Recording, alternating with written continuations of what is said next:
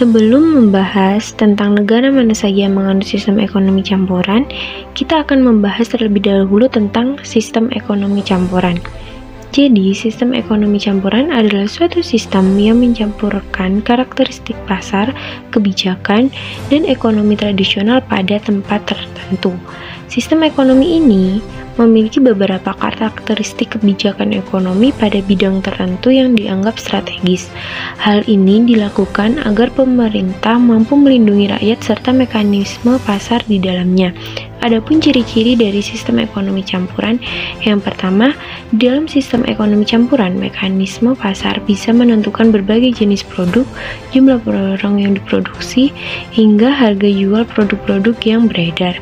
Akan tetapi, pemerintah juga berhak mengatur serta mengolah seluruh sumber daya yang penting dan berkaitan dengan kepentingan hidup masyarakat umum.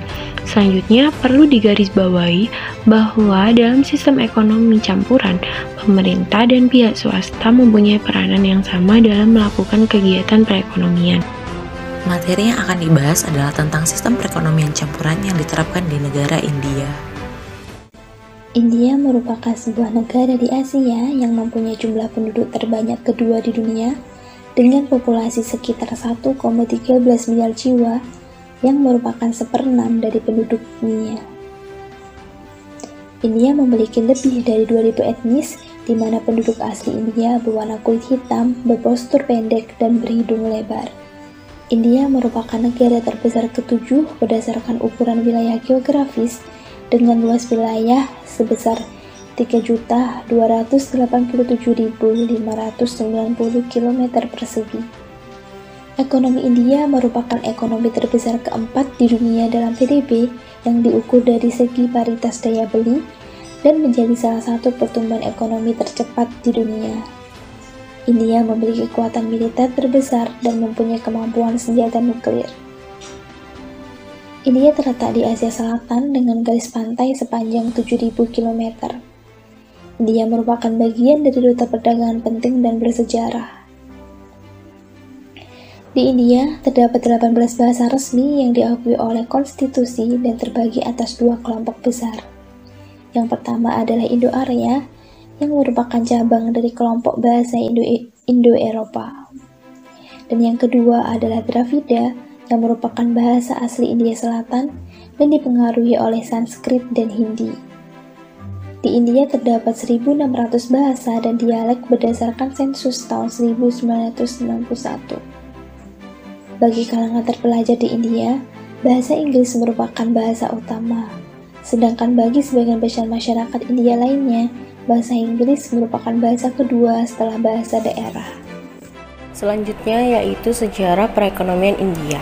Di sini, semenjak tahun 1960-an, pemerintah India itu gencar mencanangkan kebijakan revolusi hijau yang tujuannya itu memasukkan bibit-bibit baru untuk meningkatkan hasil pertanian. Berbagai macam hasil pertanian India seperti padi, gandum, jagung, biji minyak tebu, tembakau, dan juga kapas merupakan hasil pertanian yang diekspor ke luar negeri. Sedangkan India itu juga menghasilkan bahan-bahan tambang seperti batu bara, biji besi, mangan, mika, magnesium, dan juga minyak bumi. India sendiri kehidupannya itu sangat timpang antara kaum kaya dan juga kaum miskin. Jumlah penduduknya mencapai 17,2% dari seluruh total penduduk dunia. Tingkat harapan hidup penduduk India hanya mencapai 30 tahun dengan tingkat buta huruf sebesar 70%. Sejak India bebas dari belenggu Inggris, pemerintah menerapkan sistem ekonomi demi tercapainya kemajuan ekonomi India. Pemerintah mempunyai visi untuk membangun India menuju ke negara industri. Namun, visi dan tujuan mereka itu tidak dibarengi dengan strategi yang tepat. Di masa pemerintahan Perdana Menteri Jawaharlal Nehru, kehidupan ekonomi India dilandasi dengan sistem ekonomi yang diterapkan oleh Uni Soviet di bawah kepemimpinan Joseph Stalin. Sistem ekonomi tersebut membuat India mengisolasi diri dari perekonomian luar negeri. India tidak lagi mengimpor barang dari luar dan merasa bahwa campur tangan asing dalam perekonomian mereka tidaklah diperlukan, sehingga pemerintah menggalakkan produksi dalam negeri sebagai sumber penghasilan negara. Program tersebut juga segaris dengan semangat Swadesi yang berasal dari Mahatma Gandhi. Pendukung sosialis Fabian sangat mengedepankan kebijakan proteksionisme dan menentang sistem perdagangan bebas. Kebijakan ini termasuk dalam program ekonomi 5 tahun yang digagas oleh Prasanta Chandra Mahalanobis. India juga menerapkan substitusi impor. Pemerintah melakukan campur tangan dalam hal ketenaga kerjaan dan juga pasar uang. Program Apelita memungkinkan pemusatan perhatian secara simultan pada penggunaan modem teknologi berbasis industri berat yang serupa dengan sistem ekonomi komando. Di sini ada istilah tingkat pertumbuhan Hindu yang sangat populer. Pertumbuhan ekonomi India yang hanya 3,5% rata-rata per tahun dan pertumbuhan populasinya hanya sebesar 2,5% per tahun pada rentang waktu 1950 hingga 1980 memunculkan istilah ekonomi India tersebut. Pertumbuhan Hindia itu merujuk kepada pertumbuhan ekonomi yang sangat rendah, di mana istilah lain yang muncul adalah lisensi raja pada tahun 1947 hingga 1990. Nah, di sini istilah ini berarti semua keputusan bisnis itu ada di tangan raja. Lisensi raja adalah hasil keputusan India yang memiliki sebuah perekonomian terencana dengan semua aspek ekonomi diatur oleh negara, dan lisensi tersebut diberikan hanya kepada beberapa pihak yang terpilih. Keterpurukan ekonomi India masih berlangsung selama program sosial Nehru dijalankan. Pada saat itu, alat perekonomian seperti teknologi dan juga dunia Bollywood itu masih luput dari perhatian pemerintah. India mulai memasuki pintu gerbang kemajuan ekonomi saat semua paradigma sosialis dihentikan dan pemerintah mulai sadar dengan pentingnya investasi asing. Pelopor yang mengubah pemikiran ekonomi India sosialis ini yaitu I.G. Patel dan juga Manmohan Singh dengan pengaruh dari Indira Gandhi. Dilanjutkan oleh Narasimha Rao dan juga Rafiz Gandhi. Hal ini India menganut sistem ekonomi campuran dengan kecenderungan kepada sistem ekonomi sosialis. Campur tangan pemerintah dalam perekonomian negara India sangat tinggi. Pemerintah bekerja sama dengan pihak swasta dalam mengelola perekonomian India. Sistem ekonomi campuran di India diterapkan untuk menghindari monopoli dari pihak-pihak swasta karena prinsip ekonomi India adalah terlaksananya keadilan dalam penerimaan hak. Diharapkan dengan menerapkan sistem ekonomi campuran ini, resiko krisis ekonomi akan berkurang. Keberhasilan perekonomian di India. Dalam sistem perekonomian di India maupun negara bagian memiliki peran penting sebagai regulator dan perencana. Pemerintah juga berperan melalui kepemilikan perusahaan publik.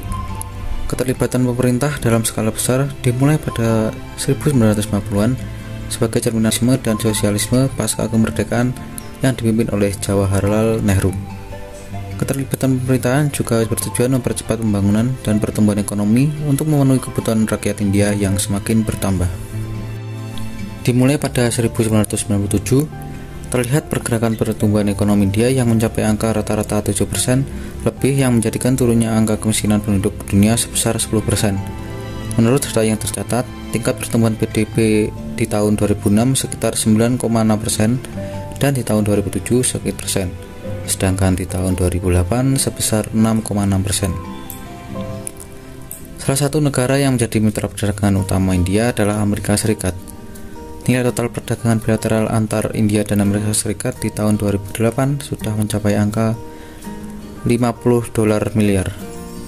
Banyak mengekspor berbagai macam hasil tekstil, hasil pertanian, logam mulia, dan permata, bahkan kimia, dan lain sebagainya ke Amerika Serikat. Saat itu pun ekonomi India semakin tumbuh dan terdorong pesat berkat peningkatan pada sektor perangkat lunak yang sangat membantu memodernisasi perekonomian di India. Sebagai contoh, perangkat komputer pribadi mencapai angka 14 dalam 1.000 orang. Dan di tahun 2010 penggunaan perangkat telepon seluler mencapai angka 300 juta pengguna. Pada tahun 2009, produk domestik bruto India mencapai nilai $1.200 triliun lebih yang menjadikan ekonomi India jadi negara dengan ekonomi terbesar urutan ke-11 dunia.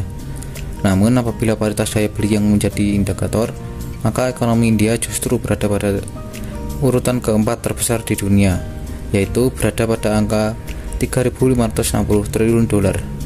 Dengan tercapainya pertumbuhan PDB rata-rata India di angka 8% dalam 2 kuartal terakhir, menjadikan India termasuk negara yang perekonomiannya tumbuh dengan sangat cepat. Peta ekonomi India. Ekonomi India dulunya banyak tergantung dari sektor pertanian. Namun sekarang ini, sektor pertanian hanya menyumbang kurang dari 25% dari PDB. Industri penting lainnya antara lain pertambangan, petroleum, pengasahan berlian, film, tekstil, teknologi informasi, dan kerajinan tangan. Kebanyakan daerah industri India berpusat di kota-kota utamanya.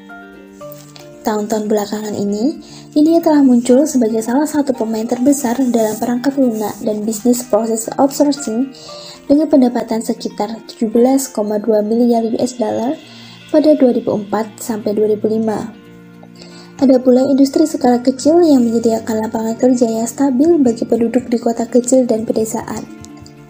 Meskipun India hanya menerima sekitar 3 juta pengunjung asing setiap tahunnya, sektor pariwisata tetap menjadi sektor yang penting. Pariwisata menyumbangkan 5,3% dari PDB India. Partner perdagangan utama India antara lain adalah Amerika Serikat, Jepang, Republik Rakyat Cina, dan Uni Emirat Arab. Ekspor utama India adalah produk pertanian, tekstil, batu berharga dan perhiasan, jasa perangkat lunak dan teknologi, hasil teknik, bahan kimia, dan hasil kulit. Sedangkan komoditas impornya adalah minyak mentah, mesin, batu berharga, pupuk, dan bahan kimia. Pada tahun 2004, total ekspor India berjumlah sebesar 69,18 miliar US dollar, sedangkan impornya sekitar 89,33 miliar US dollar. Pertumbuhan investasi di India diharapkan dapat menjadi 9,6% pada tahun 2010-2011 dan menjadi 12,2% pada tahun 2011-2012 karena ketersediaan pembiayaan dalam dan luar negeri. Hal ini merupakan peningkatan yang signifikan atas tingkat yang terlihat selama krisis keuangan dari 4,0% di tahun 2008-2009 dan 7,2% di tahun 2009-2010. Konsumsi swasta yang merupakan salah satu komponen yang tumbuh paling lambat dari PDB diharapkan mampu tumbuh pada rata-rata tahunan sebesar 6,5%. Tingkat lambat ini dipengaruhi oleh sensitivitas konsumen terhadap suku bunga karena konsumen biasanya membeli secara kredit. Inflasi telah menjadi isu yang lebih besar pada tahun 2010 yang menyebabkan pengetatan moneter. Tingkat inflasi rata-rata meningkat perlahan-lahan selama 3 tahun terakhir, dengan tingkat sebesar 8,3% pada tahun 2008, 10,9% pada tahun 2009, dan sekarang diperkirakan mencapai 11,0% pada tahun 2010. Tingkat inflasi meningkat seperti tingginya harga produksi barang-barang manufaktur dan properti menyebabkan suatu spiral inflasi. Selain itu, harga pangan tetap tinggi sebagai akibat dari meningkatnya permintaan. Seiring dengan peningkatan produksi pertanian dan teknologi serta kondisi iklim yang kondusif, harga pangan diperkirakan akan menurun dan inflasi akan segera normal pada 2011 menjadi sekitar 5%. Strategi dan perencanaan pembangunan ekonomi. Yang pertama, The Reserve Bank of India menanggapi inflasi yang tinggi dengan meningkatkan tarif repo 5 kali sejak Maret 2010. Pada September, angka ini di 6% dan itu akan meningkat menjadi 6,5% pada Agustus 11. Yang kedua, pemerintah berupaya untuk mengurangi defisit menjadi 5,5% pada tahun 2010, 4,8% pada tahun 2011-2012, dan 4,1% pada tahun 2012-2013. Untuk melakukannya, pemerintah menganjurkan pertumbuhan yang lebih cepat dan penurunan target rasio utang publik terhadap PDB. Yang ketiga, mengatasi pengangguran melalui skema jaring pengaman sosial pemerintah seperti Jaminan Rural Employment Act nasional yang memberikan cash for work untuk penduduk miskin dalam rangka membangun infrastruktur kritis. Secara keseluruhan, pengangguran secara konsisten tetap di sekitar 10% selama 2 tahun terakhir. Yang keempat, menjalin mitra dagang, misal dengan Amerika Serikat. Meskipun penurunan tingkat ekspor sebesar 6,7% pada tahun 2009, sektor eksternal diharapkan pulih pada tahun 2010 dan dengan peningkatan sebesar 13,9% dan 12,2% masing-masing. Menurut PBB Statistik Perdagangan Komoditi, 27% dari seluruh ekspor pada tahun 2008 berada di sektor barang yang diproduksi. Juga 18% dari ekspor bahan bakar, mineral, dan sektor pelumas, dan 13% berada di mesin dan alat berat transportasi sektor. Yang 37% berasal dari Amerika Serikat. Total nilai perdagangan India net pertanian ekspor meningkat 36% antara 1996 dan 2006. Selanjutnya, negara yang menganut sistem ekonomi campuran yaitu adalah Filipina. Sekarang kita akan membahas tentang negara Filipina sebagai salah satu negara yang menganut sistem ekonomi campuran, di mana Filipina sendiri memiliki sejarah ekonomi politik yang tidak stabil dikarenakan korupsi yang merajalela serta pergantian presiden yang tidak memberikan pembaruan. Sebagai bekas negara persemakmuran Amerika Serikat sejak tahun 1935, Filipina telah diperkirakan mengalami pertumbuhan ekonomi yang lambat. Namun, memasuki abad ke-20, ekonomi Filipina merangkak naik karena kebijakan-kebijakan oleh presiden baru. Pada tahun 2012 sampai 2013, perekonomian bergerak cepat hingga mampu mencatatkan diri sebagai negara dengan pertumbuhan ekonomi terbaik di Asia. Filipina menganut sistem ekonomi campuran dengan agrikultur sebagai penyokong utama perekonomiannya. Fokus industri negara ini ada di bidang elektronik, otomotif, pengolahan makanan, pertambangan, dan tekstil. Filipina memberikan kebebasan yang besar untuk melakukan segala hal pada pihak swasta sehingga menjadikan tinggi kreativitas masyarakatnya. Peran swasta dalam perekonomian pun mencapai 95% dari produk domestik bruto. Pengakuan terhadap kepemilikan individu juga penumpukan modal memperjelas bahwa sistem ekonomi campuran Filipina lebih condong pada sistem kapitalis. Untuk prinsip keadilan sistem kapitalis yaitu sebagai orang menerima imbalan berdasarkan prestasi kerjanya. Nah, memberikan pengaruh besar pada motivasi individu masyarakatnya untuk lebih maju dan berkembang. Keberhasilan perekonomian Filipina. Ekonomi Filipina merupakan keempat terbesar di Asia Tenggara dan ke-36 di dunia berdasarkan GDP. Filipina menganut sistem ekonomi campuran dengan industri utama bergerak pada bidang pengolahan makanan, tekstil, elektronik, dan otomotif. Pusat industri umumnya berada di daerah Cebu dan Manila. Agrikultur masih memegang peranan penting dalam perkembangan ekonomi di Filipina. Amerika Serikat dan Jepang telah menjadi mitra ekspor utama Filipina. Selain itu, Cina, Singapura, Hong Kong, Korea Selatan, dan Jerman juga menjadi mitra ekspor terbesar Filipina. Sebagian besar ekspor berupa barang komponen elektronik dan semikonduktor.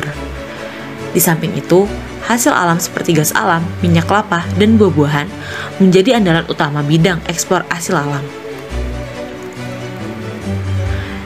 Seperti dapat dilihat di tabel di atas, pertumbuhan GDP Filipina berada di atas beberapa negara ASEAN lainnya dengan nilai 6,1%.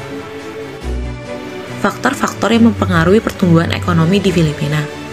Dari segi sumber daya manusia, Filipina memiliki angka melek aksara atau huruf sebesar 95,6% dan memiliki angka melek aksara fungsional atau kemampuan membaca dan menulis yang lebih dari kemampuan dasar dalam tingkat yang dapat dipekerjakan sebagai karyawan sebesar 86,45%. Pekerja Filipina juga mampu berbahasa Inggris yang baik karena sebagian besar sistem pengajaran di Filipina sudah berbasis Inggris mulai dari kecil. Lalu, hal yang merupakan keunggulan pekerja Filipina adalah produktivitasnya atau etos kerja dan kemampuannya yang dapat bersaing pada tingkat ASEAN. Hasilnya, pada tahun 2008, Filipina sudah melampaui India pada bisnis outscoring and offshoring. Pada tahun 2012, Business Process Outsourcing atau BPO di Filipina meningkat hingga lebih dari 700.000 orang, dan pada tahun 2016 BPO di Filipina diperkirakan memiliki pendapatan mencapai 27,4 miliar US dollar dengan memperkerjakan 1,3 juta pekerja. Dari segi sumber daya alam, Filipina memiliki keunggulan di bidang agrikultur dan pertambangan. Bidang agrikultur berkontribusi sebesar 12% dalam GDP Filipina. Filipina juga merupakan penghasil beras nomor 8 di dunia dan juga merupakan pengimpor beras terbesar pada tahun 2010. Dari segi pertambangan, Filipina sangat kaya mineral dan sumber energi geotermal. Dari segi ilmu pengetahuan dan teknologi, di Filipina, sains dan teknologi telah berkembang sangat pesat. Dalam sains, bidang yang paling dikembang di Filipina adalah biologi dan botani, dikarenakan luasnya keanekaragaman hayati flora dan fauna di Filipina. Juga di bidang agrikultur yang merupakan salah satu bidang yang berkontribusi banyak dalam GDP Filipina.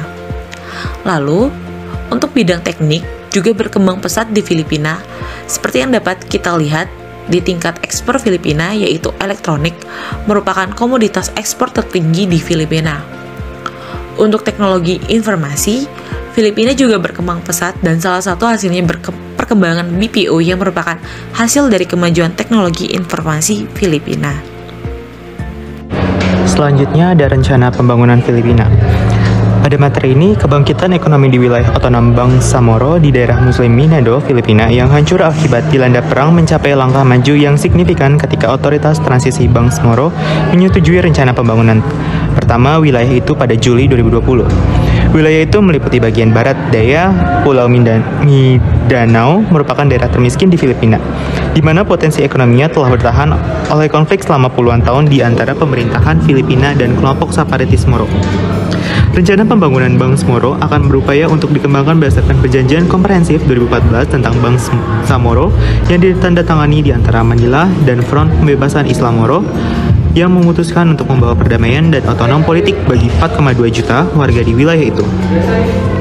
MILF hanya menginginkan otonomi yang lebih besar, jadi jika mereka diberdayakan akan ada lebih sedikit intensif bagi mereka yang melanjutkan perjuangan bersenjata mereka, ungkap analisis Aaron J. Rabina kepada forum. Perdagangan menawarkan peluang yang lebih baik, terutama pada untuk provinsi pulau yang letaknya berdekatan dengan Malaysia, Brunei, dan Indonesia, dalam hal penciptaan lapangan kerja dan peningkatan kegiatan ekonomi, ungkap laporan itu. Rencana tersebut bertujuan untuk meningkatkan partisipasi angkatan kerja hingga 50% pada tahun 2022 dengan berfokus pada pertanian, perikanan, dan sektor lainnya. Pembangunan agresif terhadap sektor pertanian dan perikanan akan mendongkrak potensinya menjadi penyumbang terbesar untuk mendorong pertumbuhan ekonomi. Tambah laporan itu. Berdasarkan perjanjian pembangunan tersebut, pemerintah daerah Bangsamoro dapat mengendalikan penerimaan pajaknya. Pelaksanaan rencana tersebut akan membutuhkan dukungan dari donor internasional, Bank Dunia, Perserikatan Bangsa-Bangsa, dan Australia telah berkomitmen pada aspek pembangunan kembali wilayah itu. Demikian dengan laporkan Departemen Luar Negeri dan Perdagangan Australia. Filipina secara tradisional memiliki ekonomi perusahaan swasta baik dalam kebijakan maupun praktik. Pemerintah melakukan intervensi terutama melalui kebijakan fiskal dan moneter, dan dalam pelaksanaan otoritas pengaturannya, meski ekspansi perusahaan sektor publik terjadi selama kepresidenan Marcos. Partisipasi langsung negara dalam kegiatan ekonomi umumnya terbatas. Pemerintahan Aquino menetapkan inisiatif kebijakan utama untuk mengkonsolidasikan dan memprivatisasi perusahaan milik pemerintah dan yang dikendalikan pemerintah. Perencanaan ekonomi sebagian besar terbatas pada penetapan target pertumbuhan ekonomi dan tujuan makroekonomi lainnya. Terlibat dalam perencanaan dan pelaksanaan proyek dan memberi saran kepada pemerintah dalam penggunaan dana modal dan proyek-proyek pembangunan. Perencanaan pembangunan tanggung jawab untuk perencanaan ekonomi berada di tangan Otoritas Ekonomi Pembangunan Nasional, dibentuk pada bulan Januari 1973. Otoritas tersebut mengembangkan mandat baik untuk perencanaan ekonomi makro yang telah dilakukan oleh organisasi pendahulunya, Dewan Ekonomi Nasional, maupun perencanaan pelaksanaan proyek yang sebelumnya dilakukan oleh staf ekonomi presiden. Rencana otoritas, lapangan kerja yang memaksimalkan pertumbuhan, pencapaian, tanggung jawab fiskal dan stabilisasi moneter, penyediaan pelayanan sosial dan pemerataan pendapatan yang dihasilkan oleh pemerintahan Marcos untuk 1974 sampai 77. 1978 sampai 82 dan 1983 sampai 88 oleh pemerintahan Aquino untuk 1987 sampai 92. Pertumbuhan didorong sebagian besar melalui penyediaan infrastruktur dan insentif untuk investasi oleh modal swasta.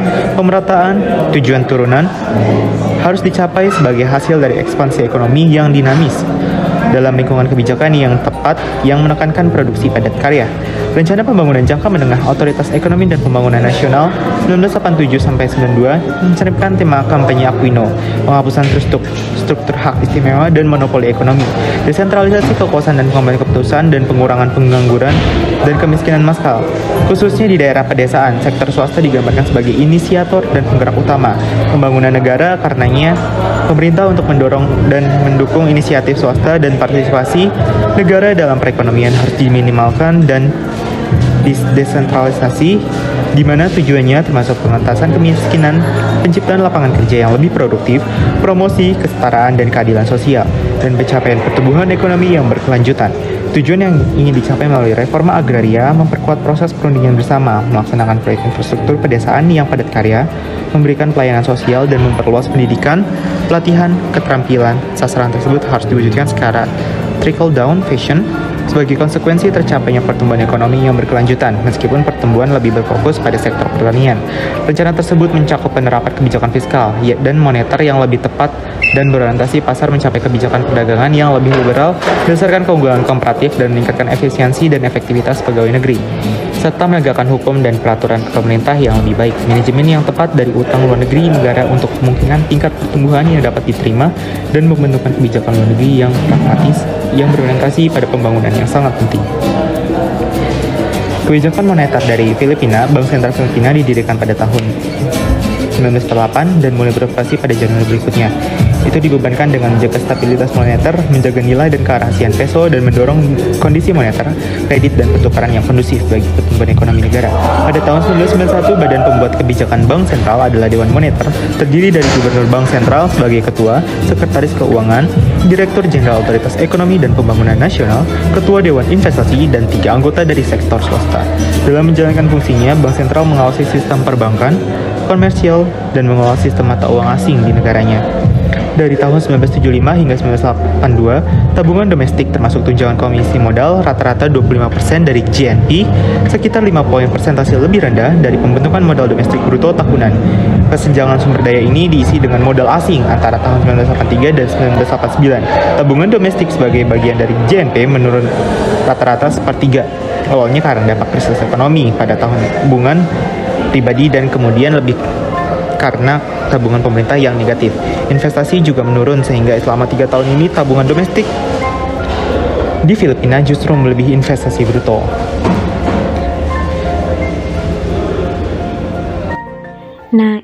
Nah, itu tadi penjelasan tentang negara India dan negara Filipina yang menganut sistem ekonomi campuran. Untuk kalian yang memiliki tanggapan atau pertanyaan mengenai penjelasan dari kami, kalian bisa tuliskan di kolom komentar. Dan jangan lupa buat like, comment, and subscribe karena akan membantu kita untuk lebih semangat lagi dalam membuat video penjelasan lainnya. Terima kasih. Wassalamualaikum warahmatullahi wabarakatuh.